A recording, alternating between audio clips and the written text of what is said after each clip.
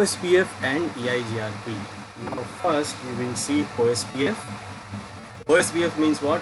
Open shortest path first. This open shortest path first OSPF is version 2 we are using. It is version 2 protocol. We are defined as an interior gateway protocol. Now this is again interior gateway routing protocol for routing information within a single autonomous system. Single autonomous system, that is what? Single routing domain. Now OSPF protocol was developed in order to solve the problem of large scale routing and to introduce the high functionality non-proprietary internal gateway protocol, that is IGP, for the TCP/IP protocol family. First thing is what? We have a routing protocol, what? We have a RIP. The first protocol was RIP. That RIP was having lots of problem because it was just created without any consent. So, and that time the network was not that big, so we faced lots of problem with the RIP protocol. Then what we did,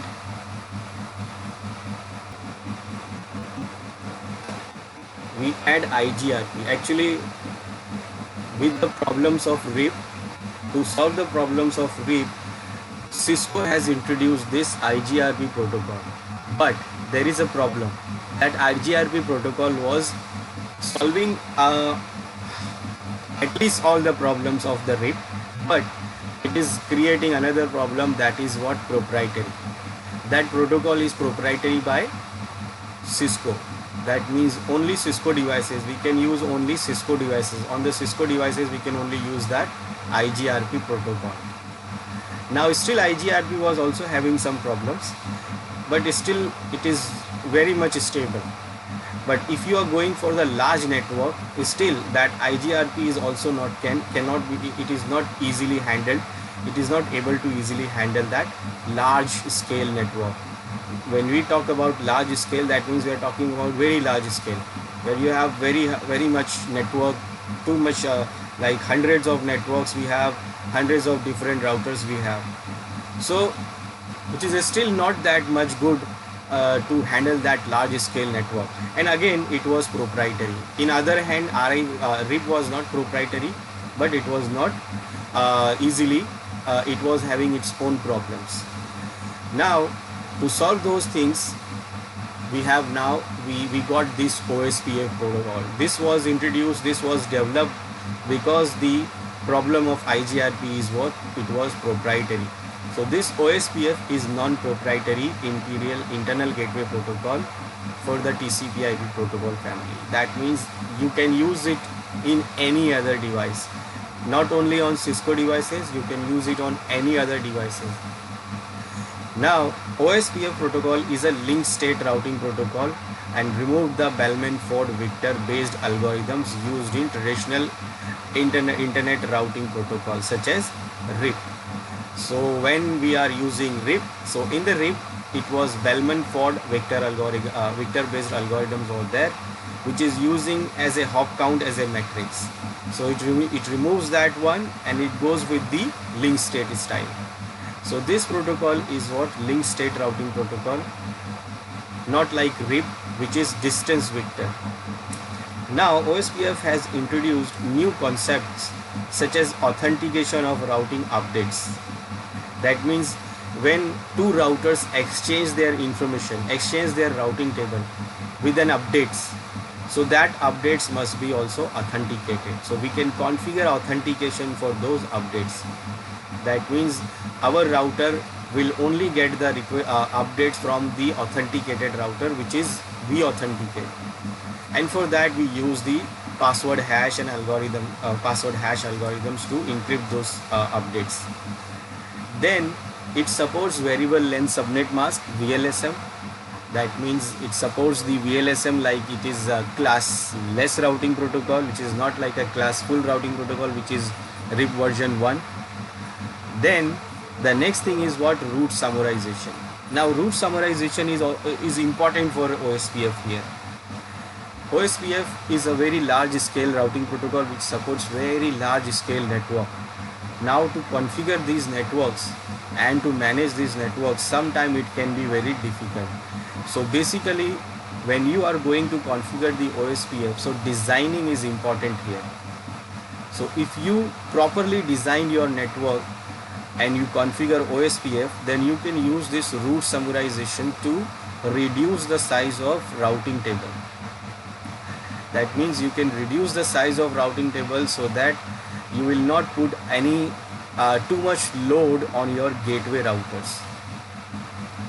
Now we will see what is this route summarization. Now link can be defined as an interface of the router, etc. Links route summarization, and also it is also doing what we can define link as a interface for the router. Like in RIP and even in IGRP also, when we want to do the routing for any network, what we do, we define the network for it. We just define the network. That means we say that I want to use routing for network 10. So what I'll do, I will use network command with the network ID, which is 10.0.0.0. Now when you do that, that means what you're saying, that I'm using this network for the routing and I want to enable the routing protocol in all the interfaces of that particular network. That means when you introduce 10.0.0.0, that means all the interfaces in this router which is having the IP of that network will be enabled. That means it will enable the routing protocol on those all interfaces. That thing can also be a problem which is solved here in OSPF, where you can only interface, you can only define one interface, an interface as a routing, as a network. You can define a single IP of that interface. That we will see when we configure it. Now the next is the state of the link state, the state of a link, because it is a link state protocol. So the state of link is description of that interface and of its relationship to its neighboring routers. A description of the interface would include, for example, the IP address of the interface, the mask, the type of network it is connected to, the routers connected to that neighbors, and so on. Now the collection of all these link states would form a link state database. So when you configure a routing, when you configure a RIP, when you configure the OSPF in a network, so it will go with the link state interface, like interface link, whatever the link you have. Like in your router, from your router you're connecting 3 more routers. So those interfaces which is connecting to those 3 different routers, so those routers state those in the link states and define and the relationship of the neighboring router defines in the description of that interface, and that help our router to create the database of connected routers which we say neighbors. So basically it do what? It creates the database for the neighbors, which is not done by RIP or IGRP, even not by the IGRP. They don't create what? The database of neighbors. So the method of collecting link state information and find the appropriate path to the destination network is called as link state algorithm, and the algorithm of link state routing is called as algorithm, it is called as a Dijkstra algorithm. Now what are the features of OSPF? So these following features are, the OSPF has these features, like it is the industry standard routing protocol. That means it is not a proprietary protocol, you can use it anywhere in any devices. Then it supports only for internet protocol, it supports internet protocol, it is only supporting IP, not IPX, Apple Talk, it is not supporting. Then the autonomous system is divided into multiple areas for easy and efficient routing. Now it do what? It actually do divide one autonomous system into multiple areas, so that it can be easily and efficiently do the routing. Then it can do the fast convergence using the link state routing method. Apart from the RIP uses the hop count to find out the proper network, but it do what? It do count the link status of the link to find the appropriate path. And the convergence time, that means what? After losing the network, how much time it will take to get the next path. Like if you lose one path, if you are having a multiple path to reach a destination network, so if you lose one path, the best path, then how much time it will take to get the other path. That is what the convergence time. So it is very fast. It is faster than RIP and IGRP. Then it uses the bandwidth, that is cost, as a matrix. So what is the metric of this OSPF protocol? It has a single matrix, like RIP has a single metric of hop count. It is also having a single matrix of cost, and used in a large enterprise network environment, and this is designed for very large environment. Now first we will see how we can configure it. So I have these 4 network routers here, and I have these networks here, 10, 20, 30, 40, 50, 60, 70 networks I have configured here, and I'm going to configure the OSPF on it. Now the IP addresses I have already configured it. Now what? I can configure the routing here. So I'll go to the router 1 first. Now first, if you want to configure OSPF, so again you will go to the configuration mode. Before that, let's say show IP route. This is my current routing table, and I have only 2 connected network, 10 and 20. So now what I will do, I will configure OSPF. So the command for using any routing protocol is router, and that we can use RIP, OSPF, EIGRP, BGP, whatever I want. So this time I want OSPF, so I will give OSPF. Now when I was using RIP, I just press enter here without giving any other command. So I will try to do the same thing here, and when I press enter,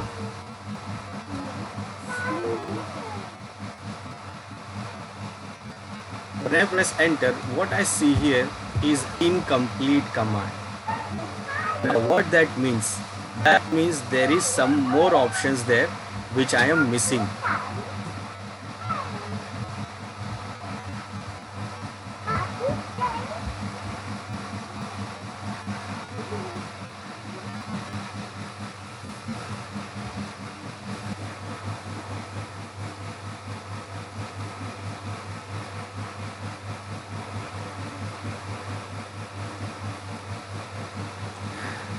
So what is missing there? So when you press like this, it says incomplete command, and that means something is missing. And now whenever you see incomplete command, what you will do? You will press up key. Remember, when you press up key, you will get the previous command. You can see your previous commands what you have run. So you can reuse those commands. So I am pressing up key, and after giving space, I will put the question mark here. Now when I give question mark here, now it says that you have to provide the process ID. You have to provide the process ID.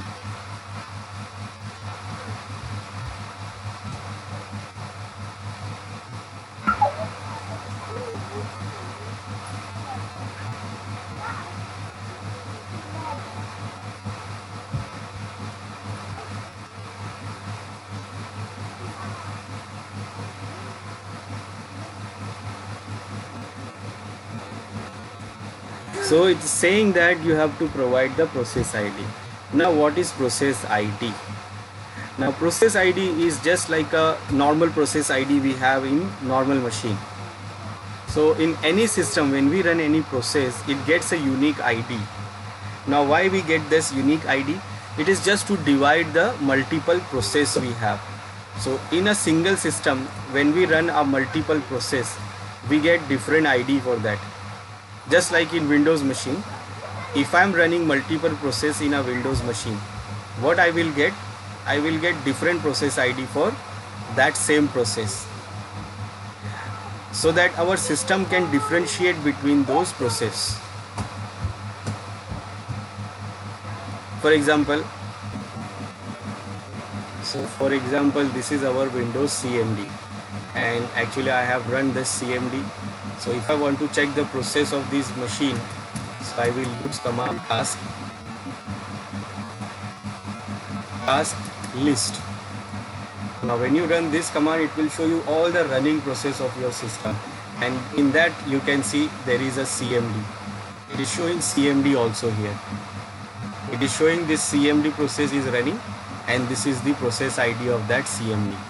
Now if I open one more CMD,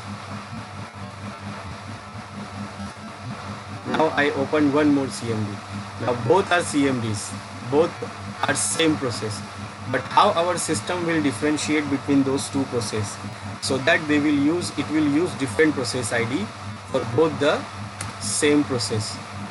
So now when I check, I can see this is the system D process, and the process ID is what, 3092, and again I have one more CMD running, and the process is 976.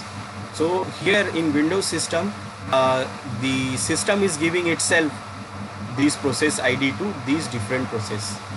But in OSPF, what we will do, we will give a process ID, a unique process ID for our OSPF process which we are running.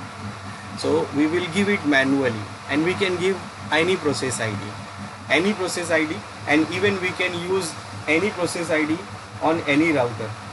If we are using the OSPF on multiple routers, for example I am using 4 routers, so it is not necessary to have a same process ID on every router, because it is locally significant, it is not significant for other router.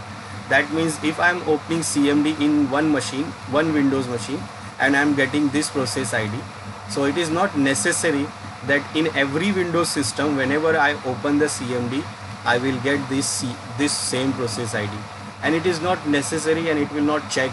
So other machines don't check other machines process ID for those process.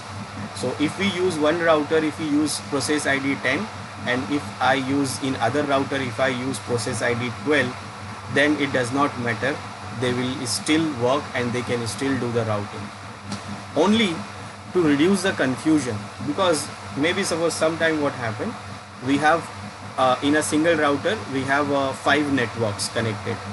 So what I am doing, I am using one process ID, suppose I am using process ID 10 for configuring 3 networks out of 5. Then rest of the 2 networks I am configuring in different process. Let's say I am configuring them into process ID 20. Now in other router which is connected to these 3 networks, now in that router if I am using different process ID, suppose I am using process ID let's say 20 for connecting these 3 networks, which is using here 10, and I am using there 20 for these 3, and these other 2 networks of my router is connected to some other routers, and on that routers if I am using 10 process ID, so I may get confused. So it is looking very confusing. So without doing any confusion, what you will do, we will use the same process ID on all the routers, but it is not important, it is not significant, and it is not necessary that all the router must have same process ID, but they must have a process ID, so that our router can differentiate between 2 OSPF process, and that means we can run multiple OSPF process in a single router. And single router, that means like two networks of the router is working on another process, 2 networks is working on another process, 2 networks is working on another process. So we can have multiple different process for single for the OSPF. We can run multiple instances of different process in a single router, and it is giving us the number of between 1 to 65,535. We can use any number in between from here, and even you can use different process ID on every other router. But for reducing the confusion, we should use the same ID on other routers which we are using the routing with this. So for example, here I am going for process ID 10. Remember, I can go for any number in between 1 to 65, 535. So I am going for 10 here, and I will use the same process ID on every other all these other routers.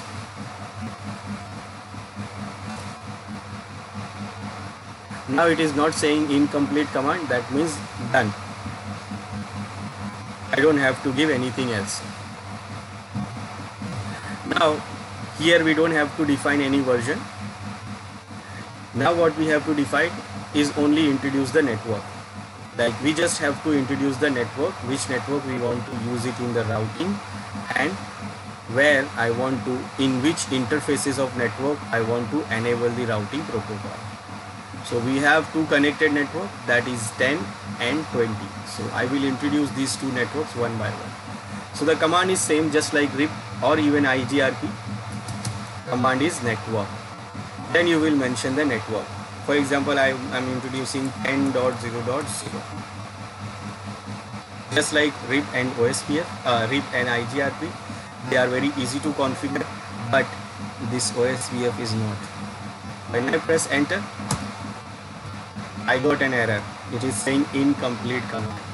An incomplete command, that means there is something else I have to give. That means the command is not completed. So what I will do here, press the up arrow key to get the command again, and after giving space I will put the question mark to check what is remaining. Now here it is saying, what is it? OSPF wildcard bit, and it could be A.B.C.D, just like we give IP address, just like we give this network. But it is not a network, it is not a subnet mask also, it is actually wildcard bit. Now what is wildcard bit and why we have to give it? And you can see it is not allowing us without wildcard bit. If I want to use without wildcard bit, it is not allowing me. We have to give it. It is compulsory to have a wildcard bit. Now what is wildcard bit basically? It is actually an advanced feature which is we don't have in RIP or even IGRP. It is an advanced feature we have here in OSPF, which was not available in previous routing protocols, and that feature is this wildcard bit. Now basically what is it? It is the reverse of subnet mask. It is the reverse of subnet mask. Now what is the meaning of reverse subnet mask?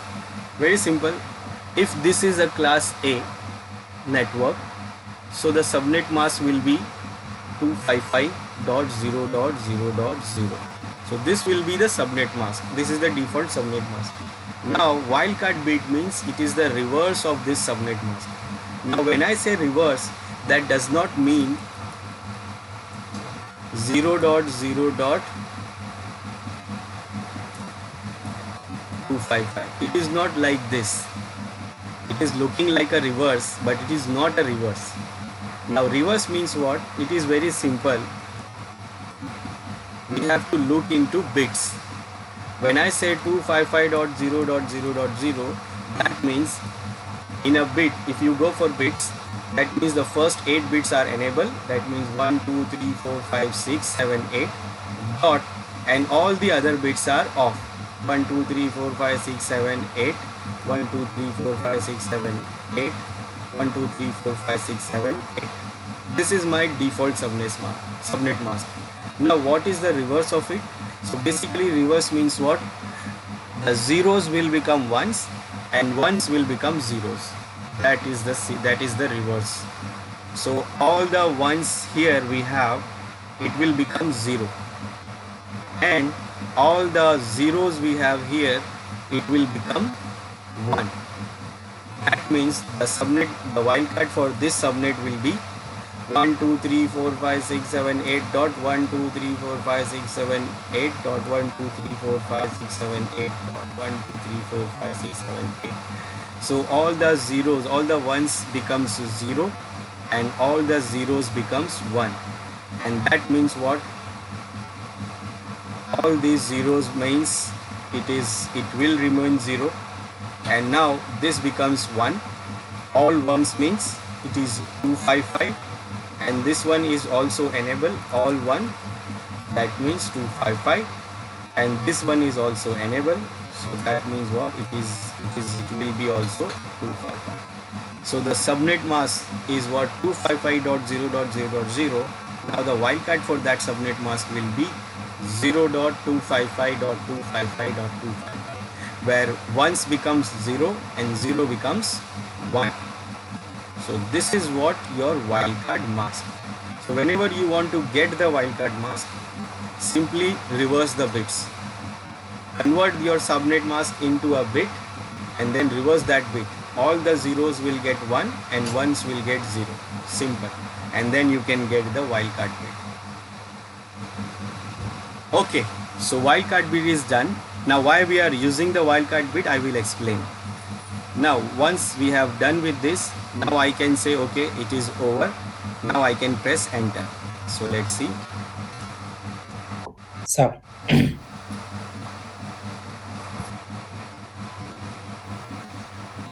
now after giving the wildcard mask, when I press enter, still it is saying incomplete command. That means the command is still not completed. That means OSPF is still wanting something also. It is still wants something else. Now what else it wants? Again I will press up down up arrow key, and after giving space I will give question mark again to see what it wants now. Now it is asking me to set the OSPF area ID, and for that the command is area. So now it is asking me to give command area here. So I'll say okay, area. So area is given now.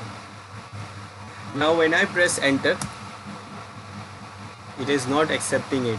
It is actually what? It is asking me for area ID. So for giving area ID, the command is area. So the command I have given, but I have not mentioned the area ID.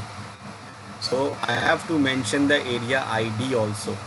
That means when I give a up arrow key and put the question mark here, now I can see that how much area ID. Area ID I can give from 0 to this numbers. It is actually too much. It is in millions of number. So we have an option to have area ID in between 0 to these millions of number, or even we can give an area ID in a format of IP address like a.b.c.d.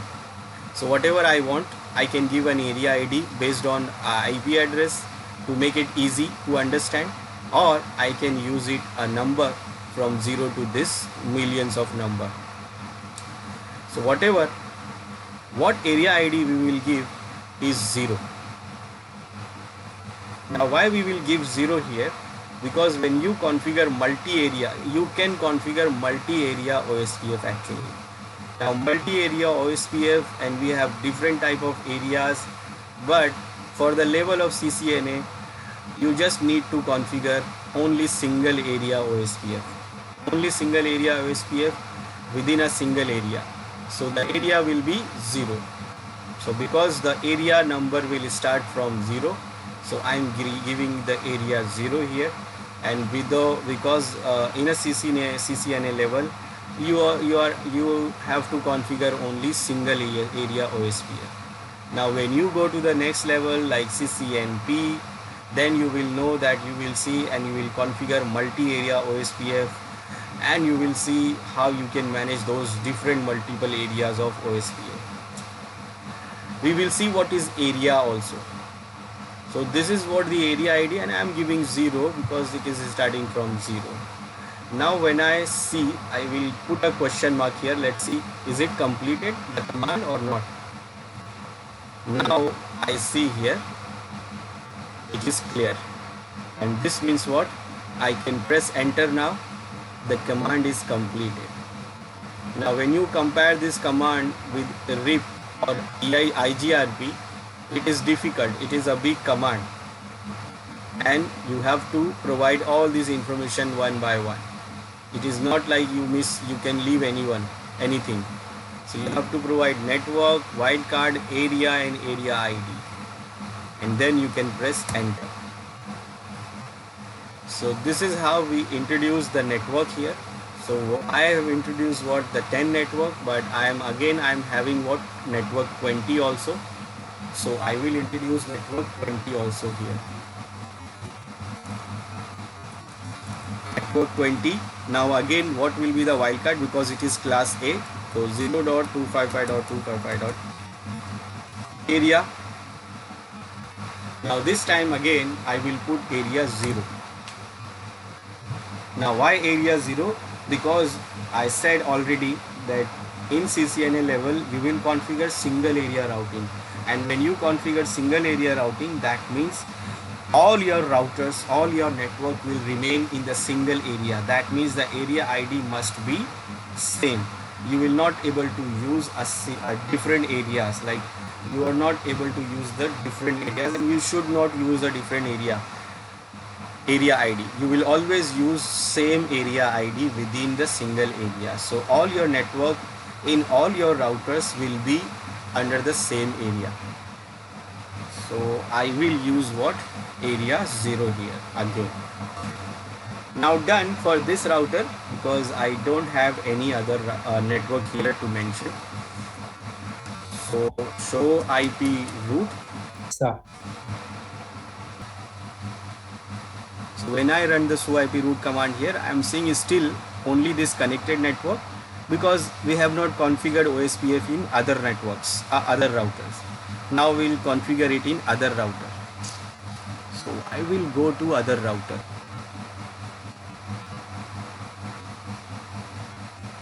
So I'll go to router 2.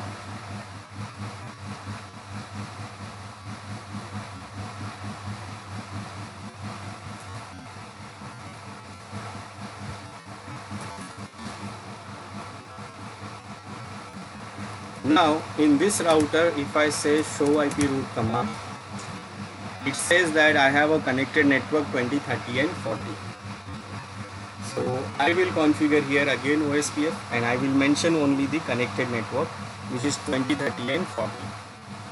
Now as we have seen in the in a file, that what when you configure the OSPF, what OSPF do extra is what it has an information about its neighbors with the help of the link, description and status. So when we do the OSPF, when we configure OSPF in two routers which is connected together directly, then they do what? They do create the relationship between each other. That means it is not like a RIP, that each router don't know anything about the one router does not know anything about the other router. They don't know anything. They just believe on rumors. When other router sends the broadcast, it accepts, and when this router sends the broadcast, the other router accepts. They don't know that there are some other routers available in that site, and they don't talk to each other. They don't know each other. But here OSPFs do what? It creates the relationship between the other neighboring routers. So whatever the neighboring routers we have, and they match their condition, their descriptions of the interface, then they create what? Neighborship in between those two routers. Now when I configure here OSPF in this router 2, as soon as I configured, it will create neighborship between router 1, because router 1 is already configured, and when I configure router 2, they both will create the neighborship, and they will do the adjacency. And for doing the adjacency, they look for some criteria. Now if we see here in these three connected networks, this 20 network is actually connected to router 2 from serial 0/0.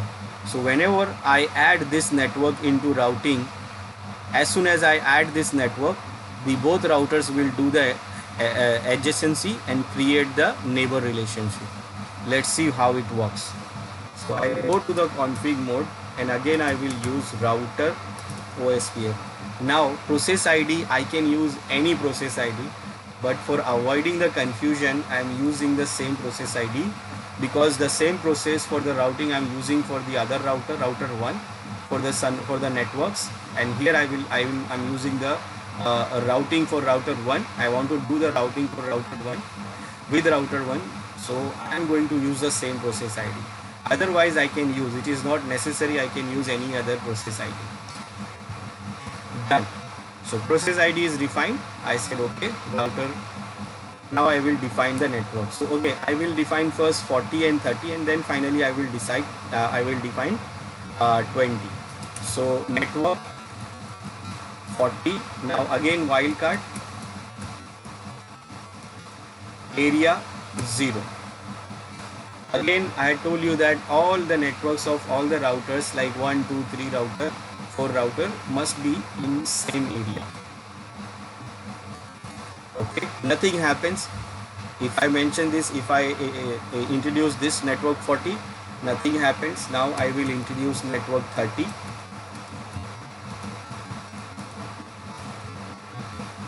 With area 0.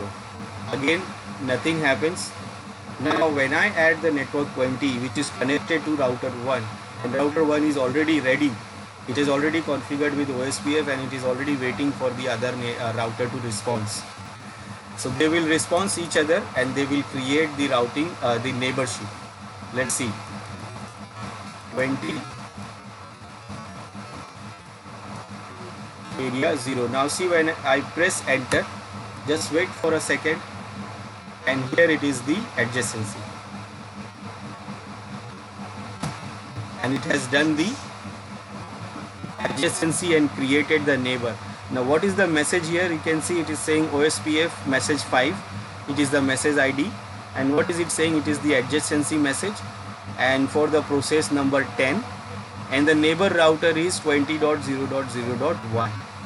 So as we see the neighbor, and it is connected on serial 0/0, and from loading full, loading done, and it has done. So it is now, this router 2 knows that there is a router 1 there. It is my neighbor, and that is having this IP on this interface. So basically our router 2 does not know the name, it knows the router 1 by this IP address. Now this is not an IP address, basically it is actually called router ID. This is basically router ID. It is not the interface where this router 1 is connected. If we see the design, that router 2 is connected to router 1 with this interface serial 0/0, and this serial 0/0 has IP of 20.0.0.1, but it is showing like that, but it is not a interface ID. What it is showing here is actually called router ID. It is not an interface ID, interface IP it is showing, but interface name it is showing exactly same. It is saying that we are connected with the neighbor with this serial IP, but this is not the IP of the neighbor. It is actually router ID of the neighbor. Now why I am saying it, I will show you when I configure the other router. So we done with the router 2, and now I will go for router 3.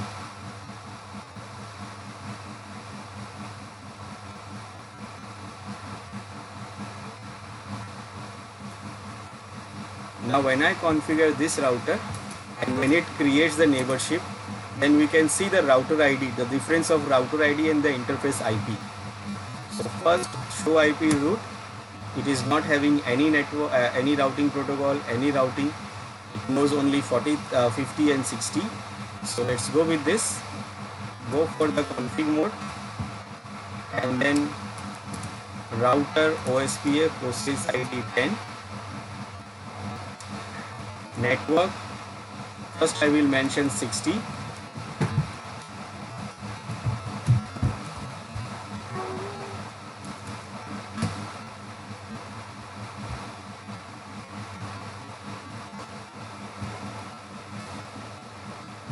Then network 50.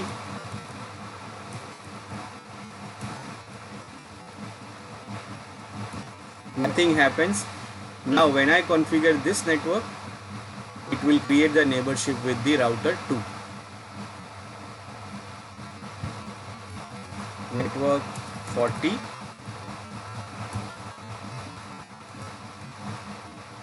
and now just wait, and it is created. Now again, what it is saying here, that this is the process ID and the neighbor with this IP, but it is not actually mentioning the IP, it is actually mentioning the router ID, and the interface number is what, serial 0/0. This is okay, but this is not the right thing. It is actually not an IP of that interface. It is not an IP of this interface, it is actually router ID. If we see the design here, so again we are on router 3, and if we want to connect to router 2 from router 3, so we can connect from this interface, and this is the IP of that interface. But actually the router ID for this router 2 is also same, so that is not mentioning the IP address of that interface, it is actually mentioning the router ID. And this interface, from this interface serial 0/0, from the router 3 we can connect to router 2. So that is the information it is showing here. It is saying that neighbor, and this is the neighbor's router ID, which is 40.0.0.1, and we can go there by using this interface of our router 3. Okay, now when we configure router 4, then you will understand the difference. Let's see that. So it is done here.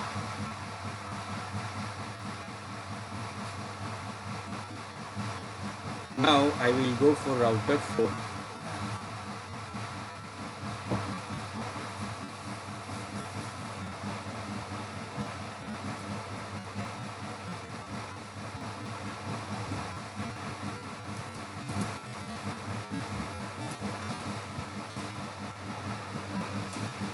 So what is router 4 saying? It is saying that I have 70 and 60 network, and there is no routing. So I will go for OSPF. Router OSPF process ID 10. Now it is 60 and 70, and it is connected to router 3 with the 60. So first I will configure 70. It is not like you have to configure it like this. You can mention any network anytime. Okay. Now nothing is happening, but now when I configure the 60,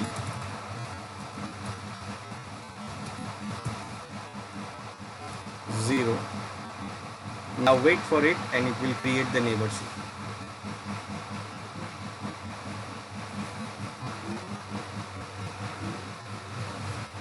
And it takes some time for creating it. It creates some time for creating it, but it creates the neighborship. Now again it says that the neighbor ID, the router ID is 60.0.0.1.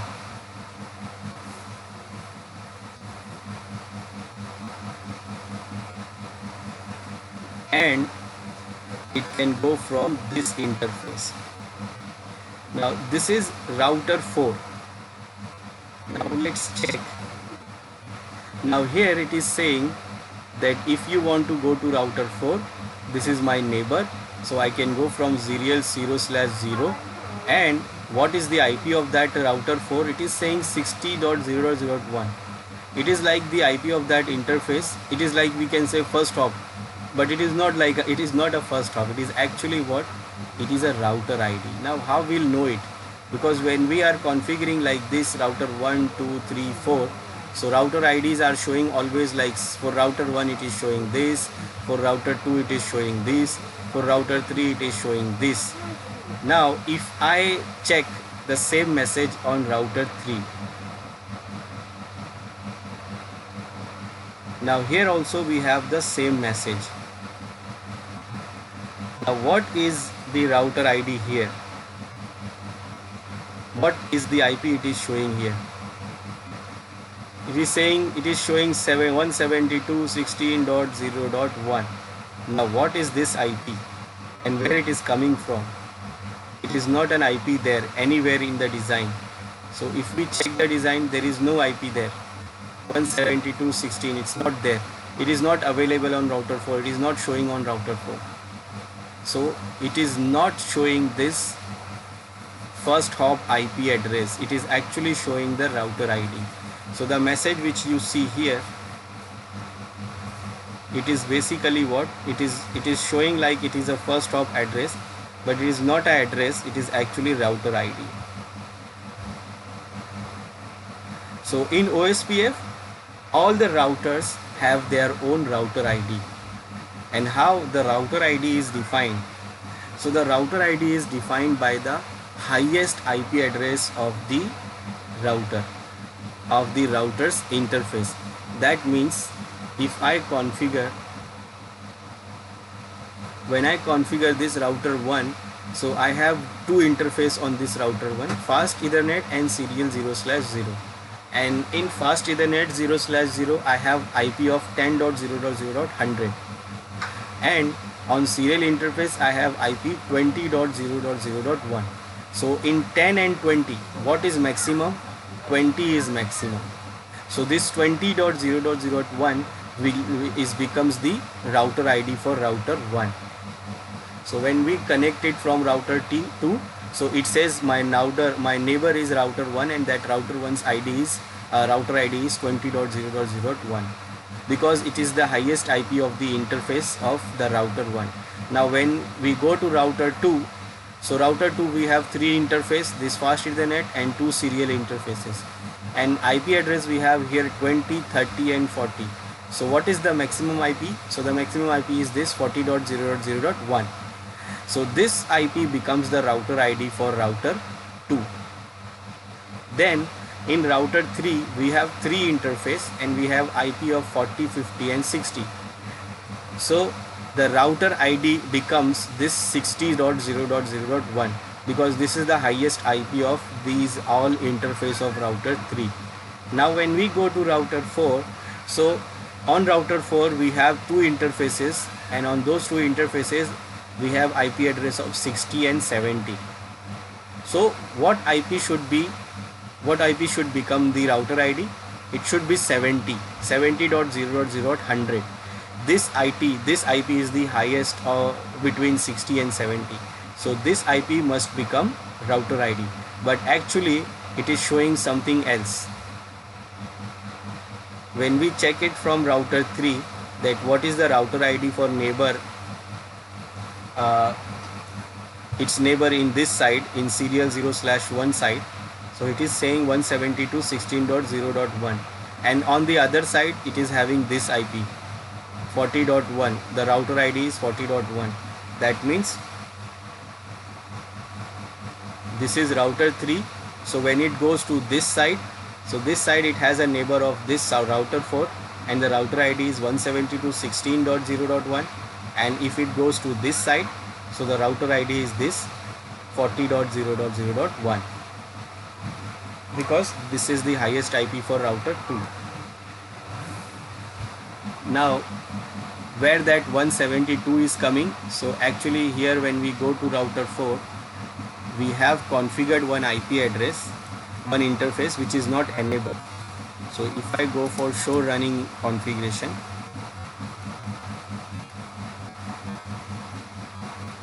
so I can see here that on this 0/0 interface I have this IP 70.0.0.100, and on fast Ethernet 0/1, which is not connected, but still it is having an IP of 172.16.0.1, and then serial interface has IP of 60.0.0.2. So in these three IPs, the maximum IP is this. So this has become the router ID, unless it is not connected and not available, but still it becomes the router ID. And then we can see we have configured with this router OSPF, and these are the networks we are using for this router, this network. So this is what we have configured, and it is what created the neighborship with the other router. Now why we need this router ID, and how this router connects, and how the router creates the routing table. Now let's check, is it creating the routing table or not?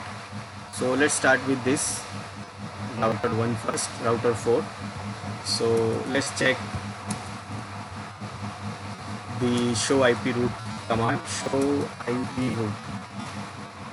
Now we can see that it has automatically created the routing table. So it knows this 60 and 70 and 10, 20, 30 and 40. It get to know by OSPF. If we check the code O, so where is the code O? The code O is here, and that is what? OSPF. So with OSPF, it knows this network. What is the AD value? Administrative distance value is 110, and this is the metric of this OSPF route. Now the metric for the OSPF is cost. So it is getting this cost. This is the cost it is getting. Now how it is getting the cost, we will see. Then via 60.0.0.1 it can go, and again this route has been updated since 6 seconds, and it is getting the update from this interface, and that update timer is also there, and it is keep updating. As we can see, it is updating.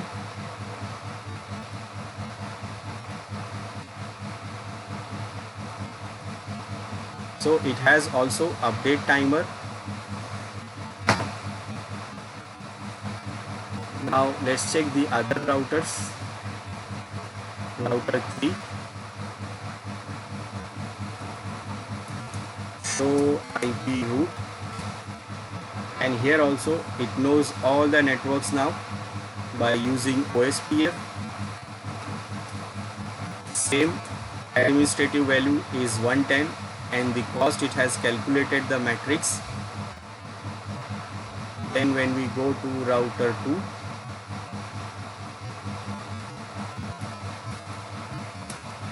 show IP OSPF, show IP route. Again it also knows all the networks with OSPF, same AD value, and the cost as it is getting, the metric is cost. Then we can check the router 1 also.